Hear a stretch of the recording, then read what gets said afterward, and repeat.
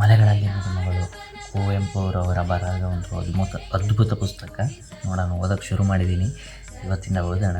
ಒಳಗೆ ಏನಿದೆ ಅಂತೇಳಿ ನೋಡೋಣ ಬನ್ನಿ. ಫಸ್ಟ್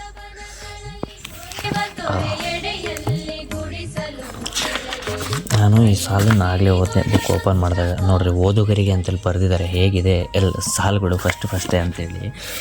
ಇಲ್ಲಿ ಯಾರೂ ಮುಖ್ಯರಲ್ಲ, ಯಾರೂ ಅಮುಖ್ಯರಲ್ಲ, ಯಾವುದು ಏಕಶ್ಚಿತವಲ್ಲ.